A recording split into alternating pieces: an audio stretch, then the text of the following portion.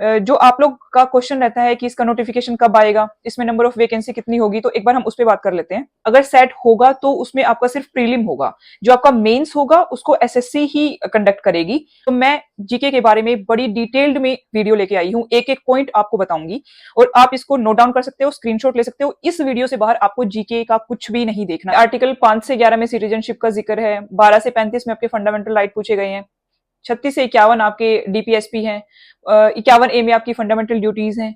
जब हम ज्योग्राफी की बात करते हैं तो वैसे तो हमें सारे स्टेट याद होते हैं, बट अगर नॉर्थ ईस्टर्न स्टेट्स की बात करें तो वहां पे हमें थोड़ी कंफ्यूजन हो जाती है।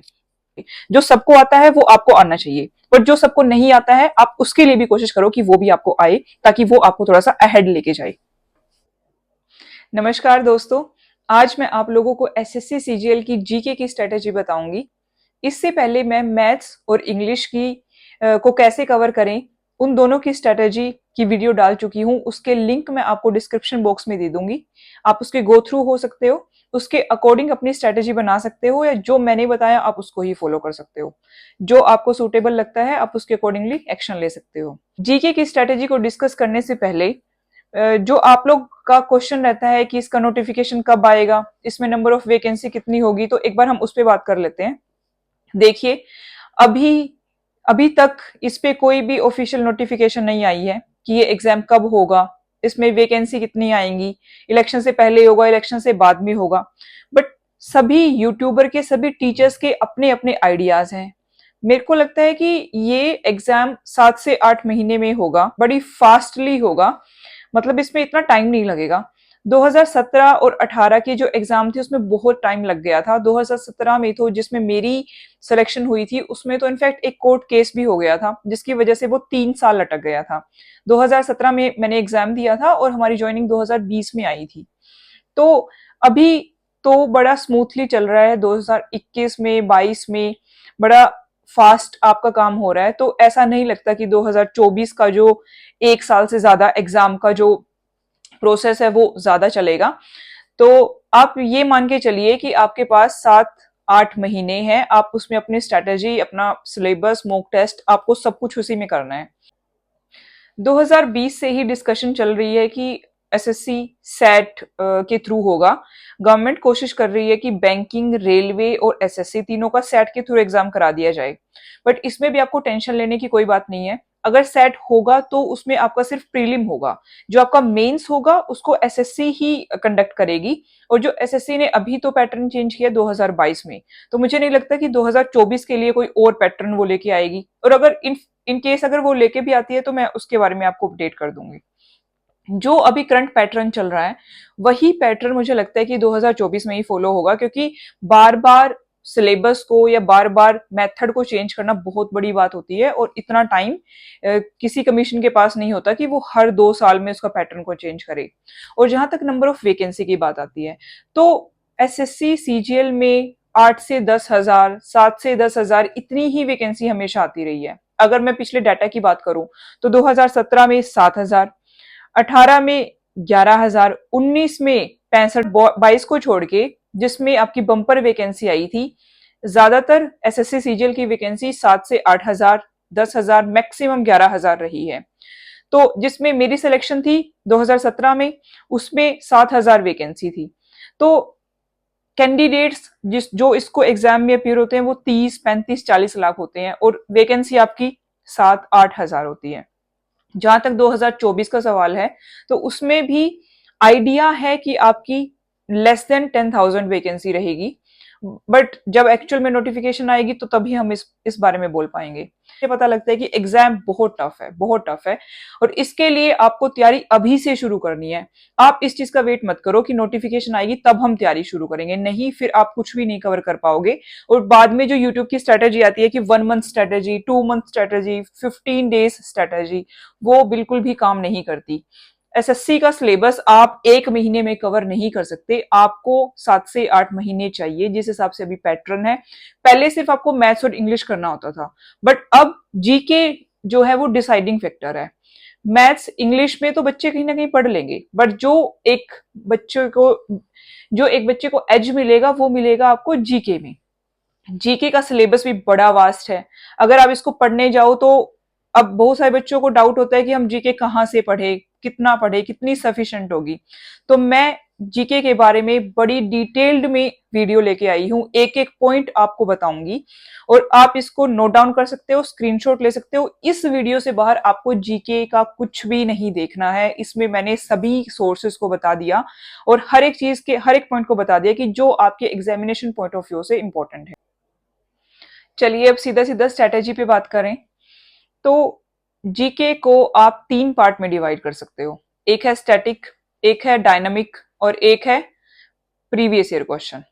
तो अगर हम स्टैटिक की बात करें तो स्टैटिक में आपके सारे सब्जेक्ट आ जाएंगे, history, polity, geography, economy, science etcetera. Dynamic में बात करें तो डायनेमिक वो है विच कीप्स ऑन चेंजिंग, आपका करंट अफेयर का पार्ट। करंट अफेयर कितना पढ़ना है वो मैं आपको बताऊंगी। करंट अफेयर के क्वेश्चन भी एसएससी में आएंगे। प्रीलिम तो आपका क्वालिफाइंग है बट मेंस में आपके इसके नंबर ऐड होंगे, तो आपको ये पढ़ना पड़ेगा, आप इसको स्किप नहीं कर सकते। तीसरा है आपका प्रीवियस ईयर क्वेश्चन। तो तीसरा सोर्स या तीसरी कैटेगरी जिसको जो आपको पढ़नी है वो है प्रीवियस ईयर क्वेश्चन। तो सबसे पहले हम डिस्कस करते हैं स्टैटिक पार्ट को। स्टैटिक पार्ट में हर एक सब्जेक्ट को उठाते हैं और उस पर मैं आपको बताऊंगी कौन कौन से सोर्सेस हैं और कितना आपको पढ़ना है। जीके का सिलेबस हमेशा से वास्ट रहा है, इसमें आप जितना मर्जी पढ़ लो उतना मर्जी कम है, बट आपको इतना पढ़ना है कि आपके एग्जाम क्लियर हो जाए। जीके को आप कभी भी पूरा नहीं कर सकते, मतलब जीके ऐसा नहीं होता कि मैंने 100% एग्जामिनेशन पॉइंट ऑफ व्यू से देखते हुए और इनपुट आउटपुट रेशियो को देखते हुए कि भाई हम कितनी एफर्ट्स करेंगे, कितना टाइम लगाएंगे और उसका आउटपुट कितना निकलेगा, उस हिसाब से मैं आपको सोर्सेस बताने वाली हूँ। सबसे पहले अगर बात करें पॉलिटी की, अगर हम पॉलिटी की बात करें तो पॉलिटी में सबसे पहली बुक है लूसेंट। लूसेंट में आपको पॉलिटी के कौन कौन से चैप्टर पढ़ने हैं। सबसे पहला है आपका आर्टिकल। कॉन्स्टिट्यूशन में आपको आर्टिकल्स याद होने चाहिए कि आपके आर्टिकल 5 से 11 में क्या है, आपके 36 से 51 में डीपीएसपी है। तो इस तरीके से आपको पूरा आइडिया होना चाहिए। अब जैसे आप फंडामेंटल राइट्स की बात करते हो तो फंडामेंटल राइट्स में भी आपको आर्टिकल 17, 18, 20, 21 इस तरीके से आपको इंपॉर्टेंट आर्टिकल याद होने चाहिए। उसके साथ साथ पॉलिटी में ये क्वेश्चन भी आते हैं कि प्रधानमंत्री का जिक्र किस आर्टिकल में है, फाइनेंस कमीशन कौन से आर्टिकल में आता है, कैग कौन से में आता है। तो जो इंपॉर्टेंट आर्टिकल है वो आपको याद होने चाहिए, ठीक है। और आपके एरियाज कौन से हैं जो आपको याद करने हैं, आपको इंपॉर्टेंट अमेंडमेंट्स याद करनी है। कॉन्स्टिट्यूशन में अमेंडमेंट हुई है और जो इंपॉर्टेंट अमेंडमेंट्स है वो आपको याद होने चाहिए। उसके बाद है आपका शेड्यूल्स, कितने शेड्यूल हैं, स्टार्टिंग में शेड्यूल कितने थे, फिर इंक्रीज होके कितने हो गए, ये इंफॉर्मेशन होने चाहिए। और उन शेड्यूल में क्या क्या दिया हुआ है, इसके लिए आप शेड्यूल के लिए निमोनिक्स भी बना सकते हो, वो इजी हो जाते हैं याद। अगर आप चाहते हो कि मैं शेड्यूल्स पे निमोनिक्स की एक वीडियो अलग से बनाऊं जिससे आपको वो याद हो जाए तो आप मुझे कमेंट बॉक्स में लिख सकते हो। मैं आपके लिए शेड्यूल्स की ऐसी वीडियो बनाऊंगी कि उसके बाद आप कभी नहीं भूलोगे कि कौन से शेड्यूल में क्या चीज आती है। उसके बाद आपका डीपीएसपी, आपको 3 जो पार्ट्स में डिवाइड है वो पता होना चाहिए। गांधीयन किस में आते हैं, सोशलिस्ट किस में आते हैं, इस तरीके से आपको मोटी मोटी सारी इंफॉर्मेशन होनी चाहिए। ऐसा नहीं है कि आप सारे के सारे आर्टिकल याद कर लोगे, बट इंपॉर्टेंट आपको जरूर आइडिया होना चाहिए। एक जो आपका टाइम होता है, जो आपकी डोमेन होती है कि जैसे 36 से 51 तक डीपीएसपी है, तो ये आपको जरूर आइडिया होना चाहिए। टाइमलाइन आपको पता होनी चाहिए।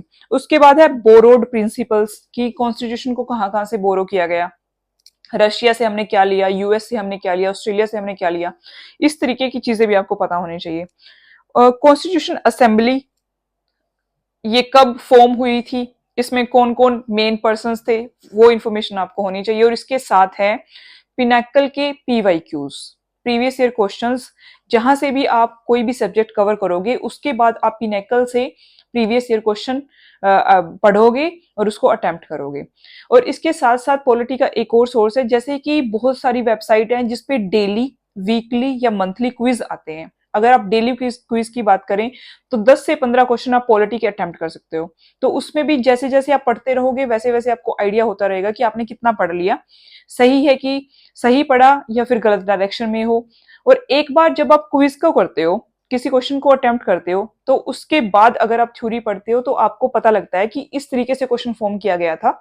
आप इंपॉर्टेंट चीजों को फिर मिस नहीं करते। एक बार जब आपने क्वेश्चन को देख लिया कि इस तरीके से क्वेश्चन आ रहे हैं, तो वो जो कीवर्ड होते हैं वो आपके माइंड में स्टक हो जाते हैं, और आप जब थ्योरी पढ़ते हो तो आपको और अच्छे से याद होता है।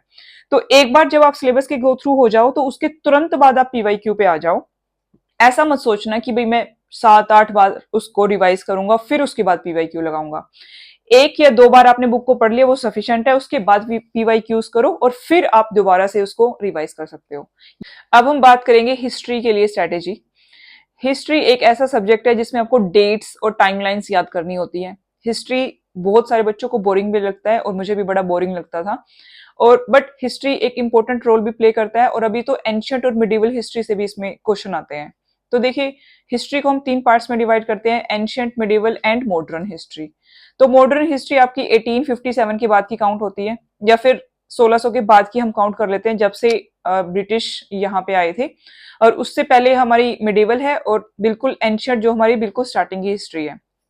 तो मैं बात बताऊंगी आपको कि एंशियंट में आपको कौन कौन सी चीजें पढ़नी है, कहाँ से आपको पढ़नी है। एंड सबसे बढ़िया सोर्स हिस्ट्री का है लूसेंट। आप लूसेंट को बिल्कुल बढ़िया से पढ़िए, रिलीजियसली उसको पढ़िए। एंशियंट हिस्ट्री की अगर हम बात करें तो एंशियंट में आपकी इंपॉर्टेंट टॉपिक्स हैं इंडस वैली, हड़प्पा सिविलाइजेशन जिसको बोलते हैं, Buddhism, Jainism, Mauryas, Guptas, वरदान्स।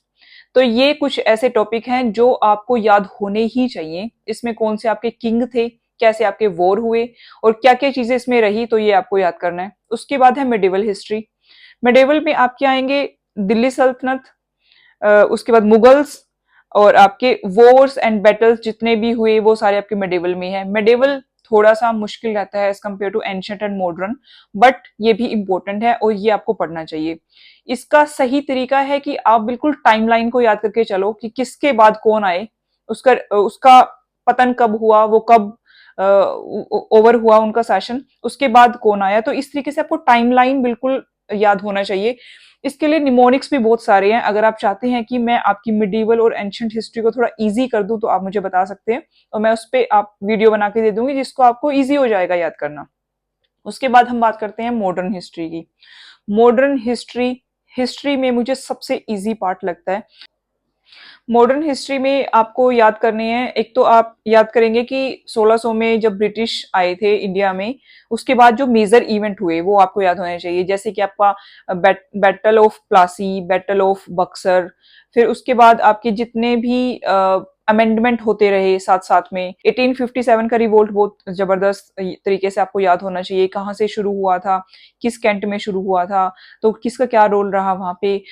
Lucknow में कौन से शासक थे जिन्होंने 1857 का लड़ा था, दिल्ली में कौन थे। तो ये इंपॉर्टेंट चीजें आपको याद होनी चाहिए। उसके बाद आपको जितने भी ब्रिटिश वाइसराय, ब्रिटिश गवर्नर थे वो आपको याद होने चाहिए। किस किस टाइम पे क्या क्या, कौन कौन आए थे। लॉर्ड विलियम बेंटिक बेंटिक किस टाइम पे थे, आपके ये डलहौजी किस टाइम पे थे, तो आपको ये चीजें याद होनी चाहिए। और उन्होंने कौन कौन से अमेंडमेंट किए थे, सती प्रथा किसने बंद किया था। तो ये जरूरी बातें जो कॉमन सी बातें हैं वो आपको याद होनी चाहिए। उसके बाद आपको गांधी एरा याद होना चाहिए कि कब वो साउथ अफ्रीका अफ्रीका से वापस आए थे। उन्होंने चंपारण में, अहमदाबाद में, खेड़ा में कब कब उन्होंने वहां पे हड़ताल की थी, और किस मुद्दे को लेकर हड़ताल की थी, उनकी भूख हड़ताल कब थी, उन्होंने सत्याग्रह कब किया था। तो ये जो मेजर इवेंट है 1920-21 में क्या हुआ था, चोरा चोरी की घटना, इस तरीके से जो आपकी मॉडर्न हिस्ट्री में टाइमलाइन है वो आपको मोटी मोटी याद होनी चाहिए। फिर डिटेल में आपको किसने क्या किया था वो याद होना चाहिए। उसके बाद आपके आईएनसी के सेशंस याद होने चाहिए, और जितने आपके वर्ल्ड वॉर से रिलेटेड हैं चीजें वो आपको याद होनी चाहिए कि इंडिया पे उनका अफेक्ट क्या हुआ था, किस तरीके से इंडिया अफेक्ट हुआ था वर्ल्ड वॉर से। उसके बाद आपके भारत छोड़ो, आपके इंडिपेंडेंस तक सारी चीजें याद करनी है आपको मॉडर्न हिस्ट्री में। उसके बाद आपको मॉडर्न हिस्ट्री में इंडिपेंडेंस के बाद की जो चीजें हैं, 5 ईयर प्लान्स हैं, वो आपको याद होना चाहिए। हिस्ट्री का और इकोनॉमी का दोनों का पार्ट आता है, तो इसको मैं डिटेल में आपको इकोनॉमी में बताऊंगी। तो ये तीनों पार्ट आपको हिस्ट्री के, एंशियंट, मिडिवल और मॉडर्न, लूसेंट में से आप कवर कर सकते हो। लूसेंट में बहुत अच्छे से हिस्ट्री दे रखी है, आप उसमें से भी कवर कर लोगे, वो भी मोर देन सफिशिएंट रहेगा। देखिए वैसे तो हिस्ट्री के लिए बच्चे कई बार एनसीईआरटी पढ़ते हैं, कई बार स्पेक्ट्रम मॉडर्न हिस्ट्री के लिए पढ़ते हैं, बट वो मैं आपको सजेस्ट नहीं करूंगी। ना तो इतना टाइम है पढ़ने का, और ना ही मुझे इतना लगता है कि आउटपुट इनपुट आउटपुट रेशियो बढ़िया रहेगा फॉर एसएससी सीजीएल पर के पॉइंट ऑफ व्यू से। तो आप सिर्फ लूसेंट को कवर करिए, उसके बाद आपका पिनेकल पीवाईक्यूज करिए, पिनेकल से लगाइए, और जितने भी आपकी हिस्ट्री के प्रीवियस ईयर क्वेश्चन दे रखे हैं वो आप सारे वहां से अटेम्प्ट कर सकते हो। और जितनी वेबसाइट पे, जैसे मैंने आपको पॉलिटी के बारे में बताया था, तो हिस्ट्री में भी आपके क्विज पूछे जाते हैं, तो आप उनको कवर कर सकते हो। चलिए अब हम इकोनॉमी की बात करें, तो इकोनॉमी के सबसे पहले मैं आपको टॉपिक्स बताती हूँ जो आपको कवर करने हैं। सबसे पहले तो आपको सारी फाइनेंशियल टर्म्स, इकोनॉमिक टर्म्स आपको याद होने चाहिए। और उसके बाद है आपका बैंकिंग, आरबीआई की मॉनेटरी पॉलिसी। मॉनेटरी पॉलिसी में कौन कौन से वर्ड हैं आपके, बैंक रेट क्या है, रेपो रेट क्या है, रिवर्स रेपो रेट क्या है, और कितनी है एट प्रेजेंट, तो ये चीजें आपको पता होनी चाहिए। उसके बाद है आपका जितने भी 5 ईयर प्लान्स थे, जैसे मैं आपको हिस्ट्री में बता रही थी कि 1947 के बाद जितने आपके 5 ईयर प्लान्स थे अभी वो बंद हो चुके हैं, बट जितने टाइम तक वो 5 ईयर प्लान्स चले और उसमें क्या क्या अपडेशन आई, उसमें क्या क्या नई नई चीजें इंट्रोड्यूस हुई, तो वो चीजें आपको पता होनी चाहिए, और किस गवर्नमेंट के टाइम पे वो हुई। अगर आप इतना याद कर लेते हो तो वो आपके लिए बहुत बढ़िया रहेगा, मोर देन सफिशिएंट है। उससे बाहर मुझे लगता नहीं कुछ भी आएगा, वो बिल्कुल अच्छे लेवल की आपकी तैयारी कही जाएगी। उसके बाद आपके इनकम मेजरमेंट मेथड, आपके जीएनपी, जीडीपी, तो जितने भी आपके ये नेशनल लेवल पे, अगर हम मैक्रो इकोनॉमिक की बात करें तो उसके आपके ये सारे टॉपिक हैं जिनको आप कवर कर सकते हो। उसके बाद है आपके बजट और इकोनॉमिक सर्वे। बट आपको सारा पढ़ने की जरूरत नहीं है एसएससी सीजीएल के लिए, आप उसकी समरी लीजिए। समरी आपको किसी भी अच्छे इंस्टीट्यूट की मिल जाएगी 10 से 12 पेज में, तो बजट की समरी आप वहां से करो, इंपॉर्टेंट टर्म्स, इंपॉर्टेंट नंबर्स आप वहां से नोट करो, और वो आपके पेपर के लिए सफिशिएंट रहेगी। फिर है आपका इकोनॉमिक सर्वे। इकोनॉमिक सर्वे में भी आपको सेम बजट की तरह करना है। ये आप या तो पीआईबी की सोर्स से उठा लीजिए, या फिर किसी भी इंस्टीट्यूट की, जो यूपीएससी के इंस्टीट्यूट है वो बहुत सारी समरी डालते हैं इस चीज की, तो आप सिर्फ समरी उठाइए और आप उसको 2 से 3 दिन में, 4 दिन में आपको उसको अच्छे से कर सकते हो, और उससे बाहर आपको कुछ भी नहीं आएगा। तो अगर मैं सोर्स की बात करूं तो इकोनॉमी के लिए एक तो आपका सोर्स है 11th और 12th की इकोनॉमिक्स की किताबें। तो इन 2 सालों की आपको किताबों को पढ़ना है, इन 2 बुक्स को आपको पढ़ना है। इसमें से आपकी सारी टर्मिनोलॉजी और आपके जितने भी कंसेप्ट है वो क्लियर हो जाएंगे। दूसरा आपका सोर्स है लूसेंट। तीसरा है आपका बजट इकोनॉमिक सर्वे के लिए किसी भी कोचिंग इंस्टीट्यूट की समरी, या फिर किसी भी यूट्यूब पे भी बहुत सारी समरी दे के रखते हैं, तो आप कोई भी वीडियो इनके लिए देख लीजिए, वो भी सफिशिएंट रहेगा। और उसके बाद है आपका पीवाईक्यूज, तो वो या तो आप पिनेकल से लगाइए, किरण पब्लिकेशन की आती है वो लगाइए, या तो फिर आप किसी भी जो वेबसाइट पे डाल के रखते हैं क्विज, आप वहां से भी कर सकते हो। तो ये इकोनॉमी के लिए आपको मोर देन सफिशिएंट रहेगा, इससे बाहर मुझे नहीं लगता एसएससी सीजीएल में पूछा जाएगा। चलिए अब हम बात करते हैं ज्योग्राफी की। तो आपको ज्योग्राफी कहाँ से कवर करनी है? अगर आप अपनी ज्योग्राफी की तैयारी बड़े अच्छे से करना चाहते हो तो उसके लिए मैं सजेस्ट करूंगी 9th, 10th, 11th और 12th की एनसीईआरटी। एनसीईआरटी एक बड़ा इंपॉर्टेंट सोर्स है ज्योग्राफी के लिए, और ज्योग्राफी के लिए आप इंडियन मैप को और इंटरनेशनल मैप को, वर्ल्ड मैप को अच्छे से करिए। कहाँ पे कौन कौन सी चीज है ये आपको बिल्कुल सही से पता होने चाहिए, एटलीस्ट इंडिया के आपको पता होने चाहिए। आपके नेशनल पार्क, आपकी वाइल्ड लाइफ सेंचुरीज, आपके वेटलैंड कितने हैं, अमेंडमेंट होके आपका किस किस स्टेट में कौन कौन सा आता है, तो आपको ये याद करने ही पड़ेंगे। तो इसके लिए भी मैं आपको वीडियो प्रोवाइड कर सकती हूँ, तो आप मुझे बता दीजिएगा। उसके बाद है आपकी रिवर एंड ट्रिब्यूटरीज, कौन कौन से स्टेट से शुरू होती हैं, रिवर कहाँ कहाँ तक फ्लो होती है, अरेबियन सी में होती है, बे ऑफ बंगाल में होती है, तो ये चीजें आपको पता होनी चाहिए। उसका सोर्स क्या होता है, तो रिवर और ट्रिब्यूटरीज को आप बड़े अच्छे से करना। उसके बाद आपकी रामसार साइट्स या फिर वेटलैंड जिसको बोलते हैं, तो किस अमेंडमेंट के थ्रू हुआ था, 1971 में एक ईरान की सिटी में शुरू हुआ था। तो इस तरीके की चीजें भी आपको पता होनी है, कितनी वेटलैंड एट प्रेजेंट इंडिया में है और कितनी वर्ल्ड लेवल पे है। तो इंडिया की आपको स्टेट के साथ साथ याद होने चाहिए। जब हम ज्योग्राफी की बात करते हैं तो वैसे तो हमें सारे स्टेट याद होते हैं, बट अगर नॉर्थ ईस्टर्न स्टेट्स की बात करें तो वहां पे हमें थोड़ी कंफ्यूजन हो जाती है, हमें बाउंड्रीज नहीं पता होती, नागालैंड की कहाँ से शुरू हुई है, अरुणाचल प्रदेश की कहाँ से शुरू हुई। तो ये आपको जो 7 सिस्टर्स जिनको हम बोलते हैं उसको आपको डिटेल में पढ़ना पड़ेगा कि कहाँ कहाँ से स्टेट शुरू हो रहा है, और उसके साथ में दूसरा स्टेट कौन सा है। यहाँ पे आपकी अगर हिल्स की बात करें तो कौन सी हिल किस में है, और कौन सी लैंग्वेज किस स्टेट की है। तो इस तरीके से आपको मोटी मोटी इंफॉर्मेशन पता होनी चाहिए। पहले एसएससी के जो क्वेश्चन आते थे वो बिल्कुल स्ट्रेट फॉरवर्ड या फिर ऑप्शन बड़ी इजीली आपके टिक हो जाते थे, बट अब एसएससी भी थोड़ा एडवांस्ड हो चुका है। अब आपके स्टेटमेंट बेस्ड क्वेश्चन एसएससी में आने लगे हैं, तो उसके लिए आपको थोड़ा सा डीपली तो पढ़ना ही पड़ेगा। तो एक इसके लिए सोर्सेज हैं, एक तो है आपकी 9th 10th 11th, एक तो है आपकी 9th 10th 11th और 12th की एनसीईआरटी। अगर आप 11th और 12th की करना चाहते हो तो वो भी मोर देन सफिशिएंट है। फिजिकल एनसीईआरटी है, तो उसमें आपके सारे ये मैप्स, रिवर्स, आपका ड्रेनेज सिस्टम सब कुछ उसमें दे रखा है। दूसरा सोर्स है लूसेंट, उसके बाद आप लूसेंट में से पढ़ सकते हो, जो आप एनसीईआरटी में पढ़ोगे उसको ही जस्ट फॉर्म में लूसेंट में दे रखा है, तो आप उसमें से कवर कर लीजिए। तीसरा है आपका पीवाईक्यूज, किस तरीके से क्वेश्चन पूछे गए तो आप उनको पढ़िए। पीवाईक्यूज को देखने के बाद आप एक बार दोबारा थ्योरी पढ़ोगे तो आपको वो वर्ड याद रहेंगे, आपको ये पता रहेगा कि किस वर्ड पे आपको फोकस करना है, रिवीजन के टाइम पे वो आपकी हेल्प करेगा। तो इन सोर्स को आप कर लोगे तो ये आपकी ज्योग्राफी के लिए मोर देन सफिशिएंट रहेंगे। अगर हम साइंस की बात करें तो जो कैंडिडेट्स नॉन साइंस बैकग्राउंड के हैं उनको साइंस से डर लगता है, उनको लगता है कि इस पार्ट को स्किप कर दें, पर आप इसको स्किप मत करो। इसको आप कैसे बड़ी इजीली कर सकते हो वो मैं बता देती हूँ आपको। आप साइंस के लिए 8th to 10th एनसीईआरटी को पढ़िए, उसमें आपके बेसिक्स क्लियर हो जाएंगे। तो अगर हम साइंस की बात करें तो हम इसको 3 कैटेगरी में डिवाइड कर सकते हैं, फिजिक्स, केमिस्ट्री और बायो। तो केमिस्ट्री के लिए आप क्लास 8th की चैप्टर 3 4 5 को पढ़िए। 3 4 5 6 4 चैप्टर आप क्लास 8th के करिए। और केमिस्ट्री के लिए आप क्लास 9 के चैप्टर 1 2 3 4, क्लास 10th के 1 2 3 4 5, तो ये चैप्टर आप एनसीईआरटी में से केमिस्ट्री के लिए कर सकते हो।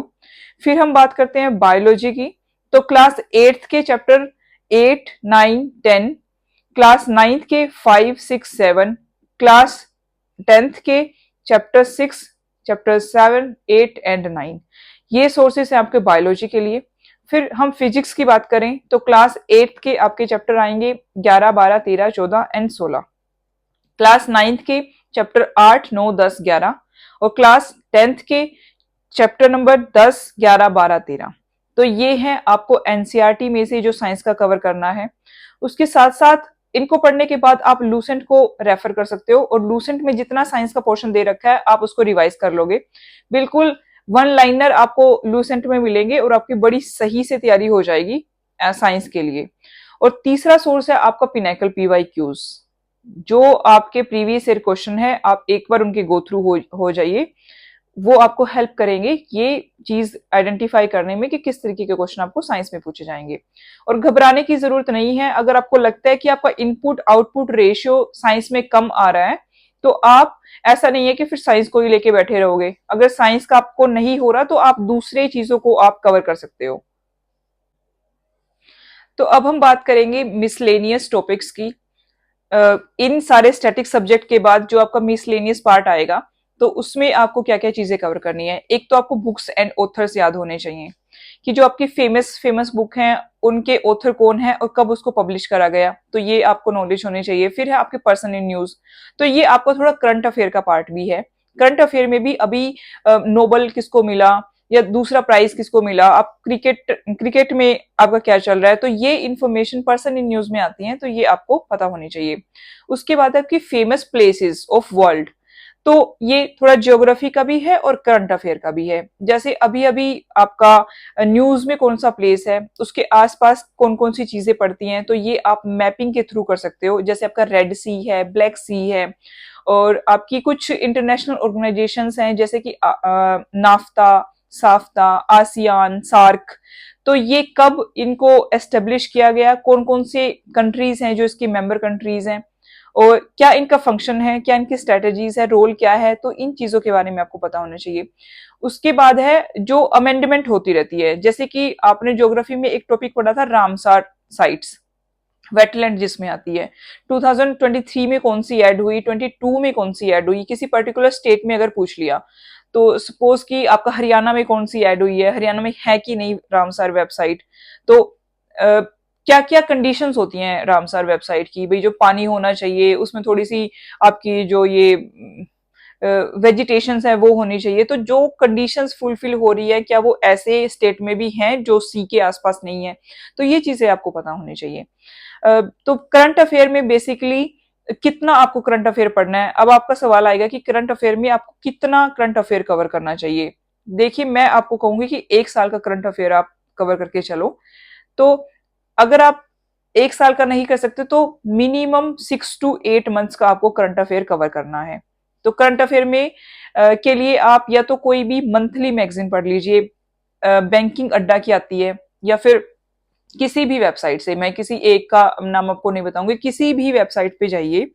इस पे डेली के भी आती हैं, डेली के करंट अफेयर्स की न्यूज आएगी, वीकली आएंगी, मंथली आएंगी। तो अगर आप डेली डेली इसके लिए करोगे तो बहुत ज्यादा हो जाएगा। आप एक काम करिए, आप 15 दिन में पूरा एक उसकी समरी को उठाइए और उसमें से करंट अफेयर अपना कवर कर लो। करंट अफेयर आपको याद करने की कोशिश नहीं करनी है कि भाई इसमें ये न्यूज आई थी मैं इसको बिल्कुल रिमेंबर कर लूं। आप उसको पढ़ लीजिए। अगर आपके सामने इस तरीके का क्वेश्चन आपके एग्जाम में आएगा तो आपके माइंड में एकदम से क्लिक क्लिक हो जाएगा, आपके सबकॉन्शियस माइंड में वो चीज बैठ जाएगी। तो जैसे ही उससे रिलेटेड कोई क्वेश्चन आएगा तो आप उसको इजिली कवर कर पाओगे। तो ये है आपकी ट्रिक करंट अफेयर की या फिर मिसलेनियस टॉपिक कवर करने की।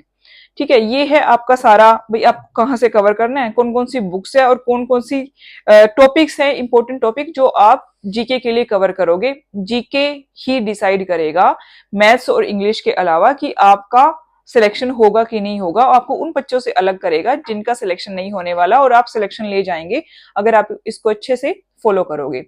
तो अब है कुछ ट्रिक्स एंड टिप्स।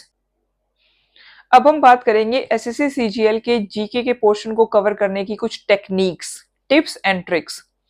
तो सबसे पहली चीज जिसका आपको ध्यान रखना है वो है कि आपको हर रोज थोड़ा ना थोड़ा जीके का पढ़ना है। चाहे आप 2 घंटे लगाइए चाहे 3 घंटे लगाइए, आपको जरूर दिन में जीके का कुछ ना कुछ पोर्शन पढ़ना है। स्टैटिक हो या आपका करंट अफेयर हो या फिर आपका पीवाई क्यूज हो। तो सबसे पहला पॉइंट तो ये है कि आपको डेली करना है, आपको कंसिस्टेंट रहना है। ऐसा नहीं है कि आपने एक हफ्ते के लिए पूरा जीके पढ़ लिया और अगले हफ्ते आपने जीके का कुछ भी नहीं पढ़ा। जीके का क्या चक्कर है कि आप एक बार में जीके को याद नहीं कर पाते, कोई भी नहीं कर पाता।